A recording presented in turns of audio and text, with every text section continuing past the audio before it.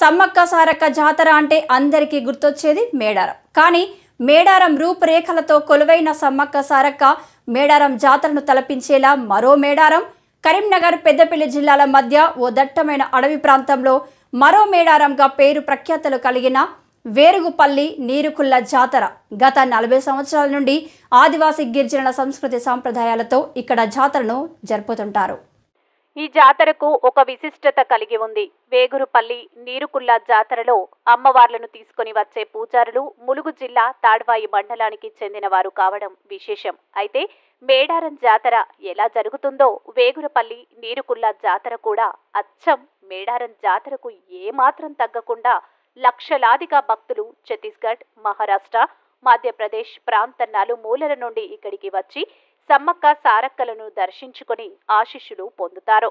అయితే వనం రూపంలో అమ్మవారిని గిరిజన ఆదివాసీలు అయిన సమ్మక్క ప్రధాన పూజారి సారలమ్మ చాప సాంబయ్య, సారలమ్మ పూజారి గౌరబోయిన రాజ్ కుమార్లు ఎంతో నియమనిష్టలతో అమ్మవార్లను గద్దెలపైకి ప్రతిష్ఠించారు.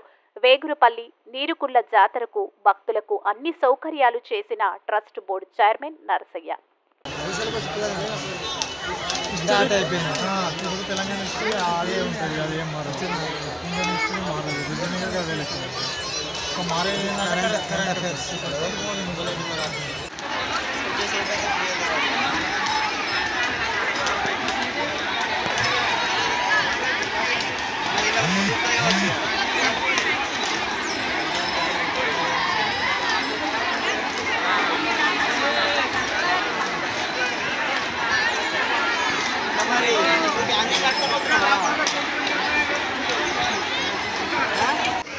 అమ్మవారు ఉదయం గంపలో వేయమని కోరుతున్నాం.